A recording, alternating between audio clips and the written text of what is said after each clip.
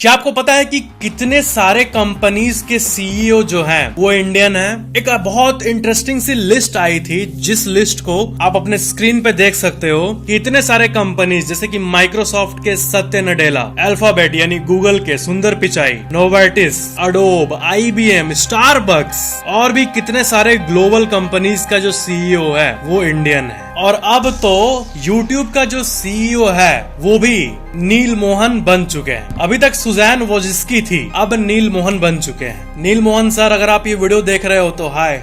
Next, आपको पता है ICICI बैंक के एक एम्प्लॉय ने, आप पहले ये आर्टिकल्स देख लो, ओडिशा के ब्रांच में जो कैशियर था, जो कि कैश जमा करता था, वो एक ऐसा काम किया जो कि आप सोच भी नहीं सकते हो। लोग आते थे कैश को डिपॉजिट कराने, तो ये क्या करता था कि ये कैश को बैंक का जो ट्रेजरी होता था उसमें ना डाल के खुद के जेब में डालता था।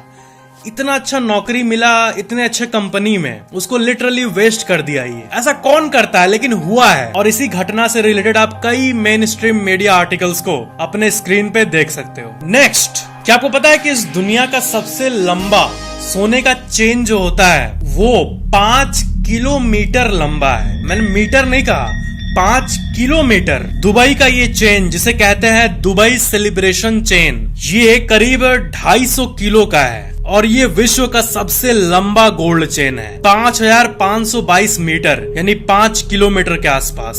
और Dubai gold and jewellery group, इसने इस रिकॉर्ड को बनाया। नेक्स्ट, क्या आपको पता है कि डॉग्स यानी कुत्तों को जब गर्मी लगती है तो आपने कभी देखा है कुत्तों को पसीना हो रहा है? बात यह है ना कि कुत्तों का जो बॉडी होता है उससे आप कभी पसीना निकलते हुए नहीं देखे होंगे। कुत्तों को पसीना आता ही नहीं है। उनके फर में, इस एरिया, पूरा बॉडी एरिया में कभी भी पसीना नहीं आएगा। सिर्फ उसके पंजों में और नाक के पास देखना, कभी बालू बैठा रहेगा, उसका नाक टच होगा तो नाक का निशान बन जाएगा, वहां से पसीना निकलता है। और पैर का एरिया से पसीना निकलता है, बॉडी से नहीं निकलता है, जैसे कि इंसान का होता है। इंसान के पूरे बॉडी में स्वेट निकलता है। क्या है कि नेचर का ये जो सिस्टम है उसमें कुत्तों को फर मिला है, सॉफ्ट सॉफ्ट फर जो होता है, तो वहां से अगर पानी निकलेगा भी तो वो ठीक से इवेपोरेट नहीं हो पाएगा, क्योंकि वो फर उसको ट्रैप कर लेगा। इसलिए डॉग्स के लिए जो सबसे इफिशिएंट होता है कुछ जगहों पे पसीना निकलना, वैसे ही सिस्टम बन गया है नेचर में, और वैसे ही कुत्तों का सिस्टम है। नेक्स्ट, आपको पता है पहले एक बर्ड होती थी डोडो,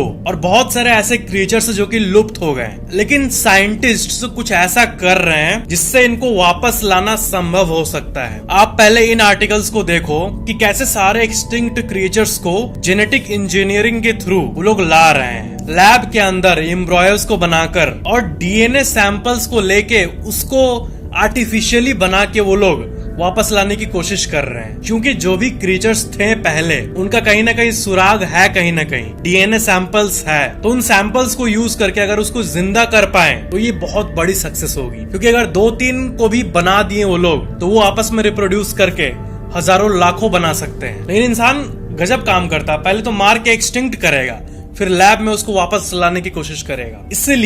इसीलिए जो इंडेंजर्ड है, जो कि एक्सटिंक्ट हो सकते हैं कुछ ही दिनों में, कुछ ही हफ्तों में, कुछ ही महीनों में, उनको ठीक से प्रोटेक्ट करने की कोशिश किया जा रहा है बहुत जोरों शोर से अभी के दुनिया में। नेक्स्ट, जो कुतुब मीनार का हाइट है उससे 7 गुना ज्यादा हाइट को इमेजिन करो। 7 कुतुब मीनार के बराबर ऊंचा, उतना ऊंचा सुनामी एक्चुअली में दुनिया का सबसे बड़ा सुनामी है। जो आज तक का धरती के हिस्ट्री में सबसे बड़ा सुनामी है वो था 1720 फीट लंबा, और ये आया था अमेरिका के स्टेट अलास्का में 9 जुलाई 1958। इस दिन को आया था 1720 फीट लंबा सुनामी। नेक्स्ट, ओडिशा में एक बहुत ही अजीब सी घटना हुई थी। वहाँ पे फॉरेस्ट के लोग सब वहाँ का जो देसी शराब होता है महुआ, वो बनाने के लिए बहुत सारे पॉट्स को रखे थे जंगल में, ताकि पेड़ से वो निकले, उसको फिर मैन्युफैक्चर कर सके वो लोग। फिर क्या हुआ, जैसा कि आप इस आर्टिकल में अपने स्क्रीन पे देख सकते हो, वहाँ पे 24 हाथी पहुंच गए, और वो हाथी लिटरली उनको पी के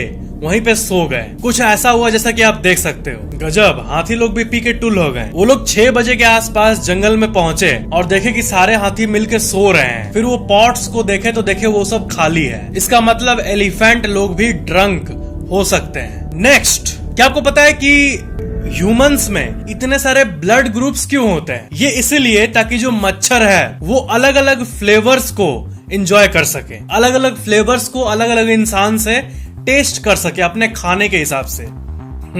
नहीं तो मजाक कर रहा था। मेन बात यह है, सीरियस फैक्ट यह है कि ब्लड ग्रुप क्यों होता है इंसान में, ये अभी तक के अनसॉल्व्ड मिस्ट्रीज में से एक है। इसका कोई डेफिनेट आंसर नहीं पता इंसान को। डेफिनेट आंसर मतलब क्या होता है, जैसे कि रात क्यों होता है, दिन क्यों होता है, सूरज के पोजीशन के चलते। इसका मैं आंसर मिल चुका है, सेटिस्फैक्शन यहाँ पे मिल चुका है कि हाँ अच्छा ऐसा होता है। लेकिन हम सोते क्यों हैं, हमारे ब्लड ग्रुप्स क्यों होते हैं, इसका डेफिनेट आंसर अभी तक नहीं मिला है। सोते हैं सुन के आप सोच रहे होंगे कि आराम करने के लिए सोते हैं, लेकिन नहीं, इतना सिंपल नहीं है। इंसान सोता है तो वो क्या चल रहा होता है, बहुत कुछ सोने का एक अलग ही टॉपिक है पूरी तरह से। सोने के बारे में पैरेलल यूनिवर्स का थ्योरीज है, बहुत कुछ है। नेक्स्ट, क्या आपको पता है कि सल्फे हेमोग्लोबिनेमिया ये एक बहुत ही रेयर कंडीशन होता है जिसमें कि जो ब्लड है वो ग्रीन हो जाता है। जैसे कि अभी इस आर्टिकल में देख पा रहे हो कि एक सर्जन जब सर्जरी करना शुरू किया तो देखा कि एक इंसान का जो ब्लड है वो ग्रीन कलर का निकल रहा था, वो ग्रीन कलर का निकल रहा था। बाद में ये पता चला कि वो किसी एक स्पेसिफिक मेडिसिन के चलते हुआ था जिसमें एक स्पेसिफिक केमिकल बहुत ही ज्यादा था, सल्फोनामाइड नाम का केमिकल। वो जब जाता है तो ब्लड ग्रीन हो जाता है इंसान का, लगेगा पत्ता से रस चू रहा है। नेक्स्ट, आपका फैमिली कितना बड़ा है ये आपने कभी इमेजिन किया है?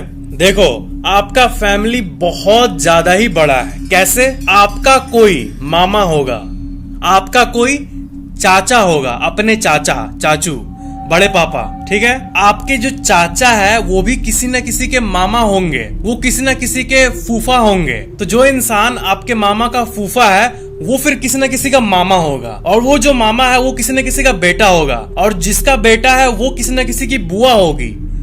तो ऐसे अगर आप देखते रहो तो आपका फैमिली बहुत एक्सटेंड होता है, लेकिन आपको पता ही नहीं है। तो यही बात है कि एक फैमिली बहुत लंबी रीच होती है। अगर आप बैठ के आस्क करो कि मामा आपके मामा कौन है, जो आपके मामा है वो किसी के फूफा होंगे, फिर वो फूफा की कोई वाइफ होगी, उसका कोई बेटा होगा। तो ऐसे करते करते अगर आप रियल में अपने सारे कनेक्टेड लोगों को ला दो ना तो कम से कम 300-400 लोग आराम से हो जाएंगे, क्योंकि वो एक्सटेंड होते रहता है। मैं खुद अपने फैमिली में इतना एक्सटेंड किया हुआ नहीं जानता हूँ, लेकिन ये अगर आप इसको कॉन्शियसली सोचो तो ये निकलता है कि हर कोई किसी न किसी का कुछ न कुछ है। जैसे आप हो, आप किसी न किसी के भैया होंगे, किसी की आप दीदी होगी, फिर फ्यूचर में आप किसी की बुआ बनोगी, किसी की मामी बनोगी, कोई मामा बनेगा, कोई फूफा बनेगा। तो बहुत लंबा एक्सटेंशन होता है एक फैमिली का, लेकिन एक नॉर्मल पर्सन उसके बारे में अवेयर नहीं होता है। नेक्स्ट, व्हाट्सएप पे अगर आपको कोई अननोन कॉल आता है तो पहली बात आपको उठाना ही नहीं चाहिए, स्पेशली अगर वो वीडियो कॉल है तो आपको और भी ज्यादा नहीं उठाना चाहिए, क्योंकि ऐसे स्कैम्स होते हैं जो आप सोच भी नहीं सकते हो। जैसे आपको वीडियो कॉल आएगा,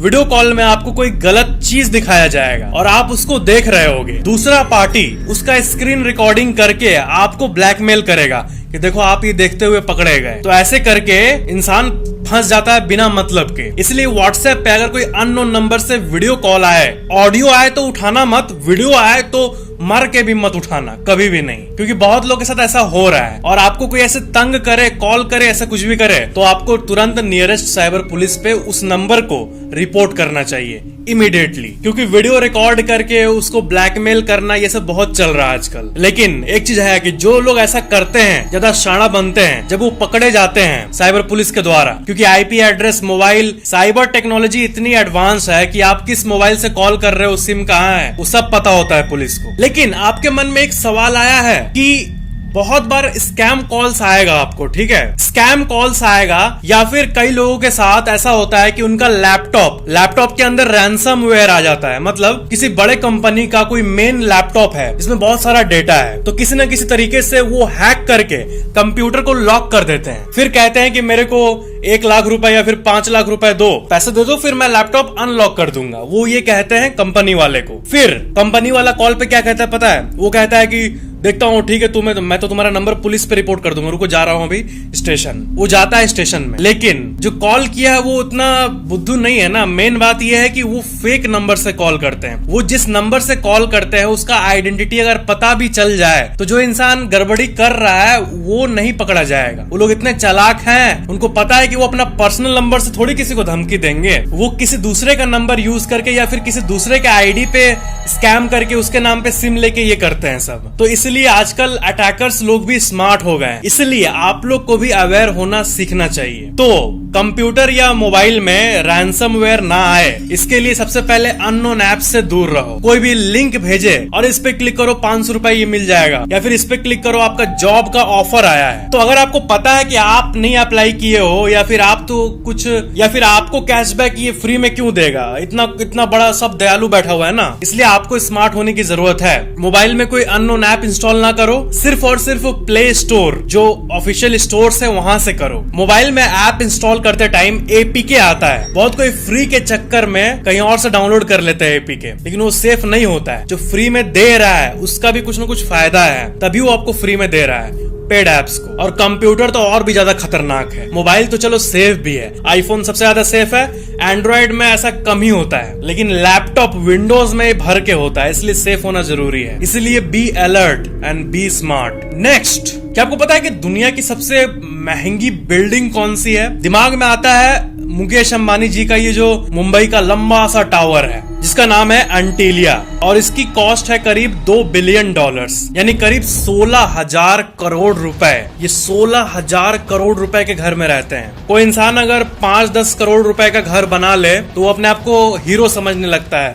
दुनिया का किंग समझने लगता है। लेकिन उनको पता होना चाहिए कि किंग बनने के लिए इनसे महंगा कोई घर बना के दिखा दे तब वो बनेगा। असल में इंसान का नेचर ना ऐसे ही होना चाहिए। असल में दुनिया इतनी बड़ी है कि आप असल में कुछ भी नहीं हो, ना मैं कुछ हूं, ना कोई कुछ भी नहीं है। असल में जो अपने फील्ड में टॉप है वही रियल में आप कह सकते हो कि कुछ किए हैं। जैसे सुनो, एक बार कोई अगर 20-25 करोड़ रुपए कमा ले कुछ ना कुछ बिजनेस करके, तो उसको लगेगा अरे वाह मैं तो करोड़पति ये हूँ। लेकिन ऐसे कई लोग हैं जो 4 करोड़ रुपए एक रात का दे के होटल में रुकते हैं। ऐसे भी कई महारथी लोग हैं। इसलिए कहा जाता है कि घमंड नहीं करना चाहिए, क्योंकि अगर आप शेर हो तो बहुत लोग सवा शेर सब बैठे हुए हैं। बस अपने आप को ग्रो करते रहना चाहिए, ताकि लकीली आप कभी टॉप बन जाओ अपने फील्ड में, तो वो अलग बात होगी। तो ये फैक्ट में मेन चीज मैं आपको ये बता रहा था कि ये 16,000 करोड़ का घर है। लेकिन वर्ल्ड की बात करें तो चाइना के जो ऑफिशियल है, वहाँ के प्रेसिडेंट और ये लोग, वो जिस घर में रहते हैं, जिस घर को आप अपने स्क्रीन पे देख सकते हो, जोंगैनिया इसका नाम है। इस घर,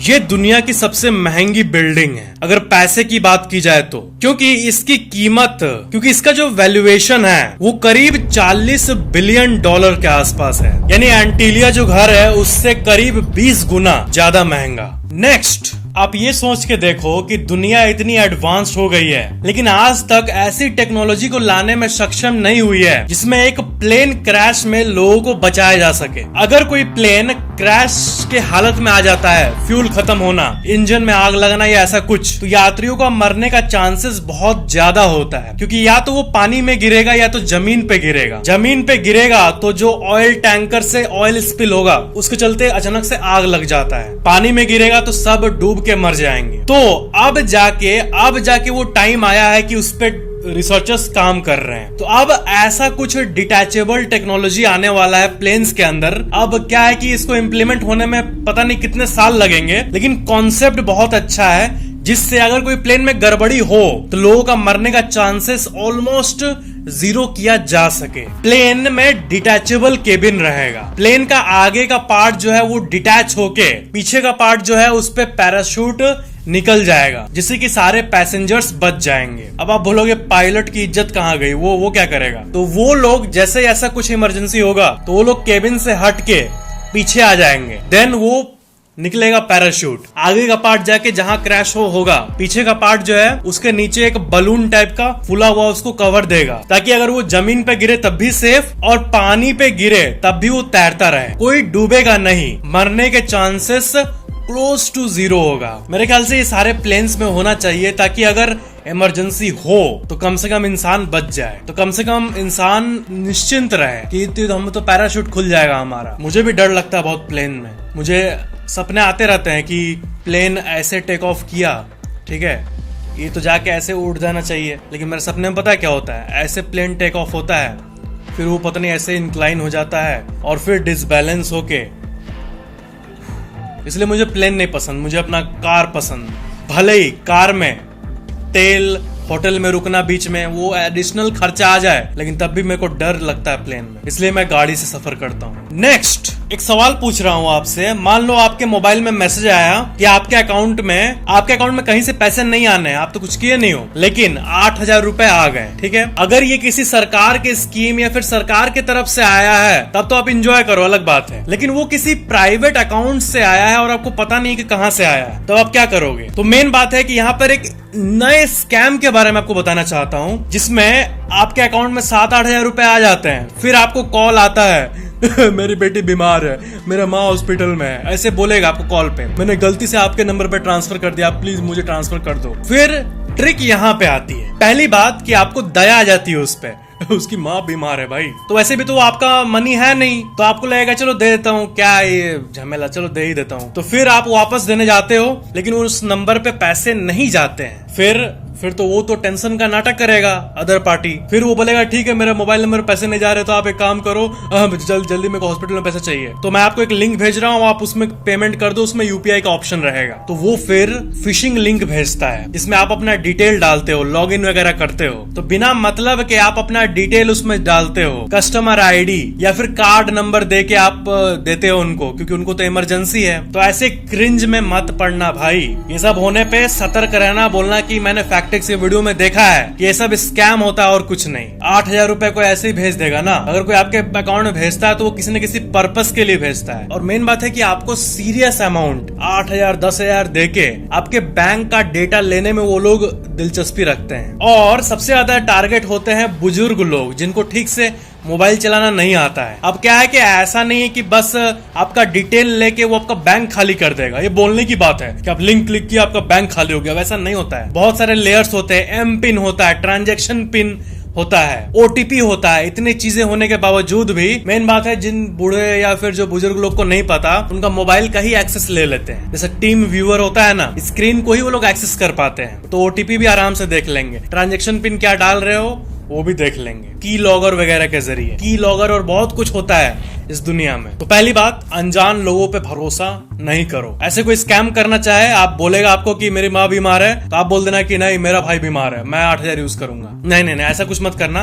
आप उस क्रेडिट अकाउंट के स्क्रीनशॉट को लेके साइबर पुलिस पे कंप्लेन कर देना। नेक्स्ट, क्या आपको पता है कि बैंक्स जो है वो फ्रैक्शनल रिजर्व बैंकिंग सिस्टम से काम करता है, यानी जो लोग बैंक में पैसे रखते हैं, आप जब अच्छा खासा कमाओगे मान लो और आप बैंक को पैसे दे रहे हो, तो एक तरह से इसको टेक्निकली देखोगे ना, तो वो पैसा आपका नहीं रह जाता है, आप उसको बैंक को दे देते हो ताकि वो उस पैसे को यूज करके बिजनेस करे, लेंड करे, इन्वेस्ट करे, जो भी करे। और बैंक आपके पैसे का कुछ पार्ट लिक्विड रूप में रखता है ताकि आप जब भी एटीएम से निकालो तो आपको मिल जाए। लेकिन आपको नियम पता होना चाहिए कि आप भले ही बैंक में 1 करोड़ रखो, लेकिन आपको गवर्नमेंट के इंश्योरेंस के हिसाब से 5 लाख रुपए तक ही मिलेंगे। इसलिए एक सजेशन बहुत अच्छा होता है कि मल्टीपल बैंक अकाउंट्स होना चाहिए। एक ही बास्केट में सारा अंडा नहीं रखना चाहिए, एक बास्केट गिरेगा तो सारा टूट जाएगा, अलग अलग बास्केट में रखो ताकि एक टूट भी जाए। क्या अंडा उंडा का बात कर रहे हैं हम लोग। मतलब वही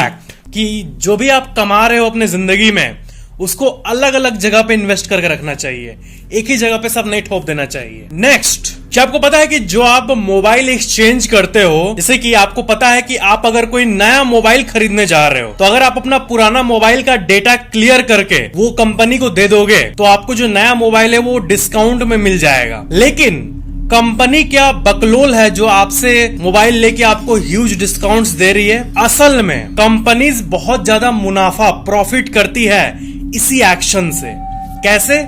जो आप फोन देते हो वो ओल्ड हो चुका होता है, लेकिन फिर भी कंपनी के इंजीनियर्स उसको रिन्यू करके, जिसको जो ऑनलाइन सेल नहीं होता है सेकेंड हैंड फोन, जिसको कि रिफर्बिश्ड फोन या फिर रिफर्बिश्ड लैपटॉप कहा जाता है, तो वो अच्छे खासे दामों में आपके ओल्ड फोन को बेचते हैं मार्केट में। इसलिए फोन को एक्सचेंज करना आपके लिए कम मुनाफे का डील होता है। उससे तो अच्छा आप उसको डायरेक्टली किसी मार्केट प्लेस पे बेच दो अच्छे प्राइस में। मतलब ये कंपनी का टैक्टिक, ये आपको पता होना चाहिए कि कंपनी बुद्धू नहीं है कि वो आपको एक्सचेंज हमें अट्रैक्टिव लगता है, वो कहीं ना कहीं हमें लॉस देता है, कंपनी को प्रॉफिट देता है। नेक्स्ट, हमारा बॉडी 60 से 70% पानी है, वाटर है। तो बहुत लोग ये पूछते हैं कि फिर भी हमें प्यास क्यों लगती है, जब बॉडी में आधे से ज्यादा पानी है, 70% वाटर ही है बॉडी, तो फिर प्यास क्यों लगती है? तो इसका आंसर वही है कि अगर आपका बॉडी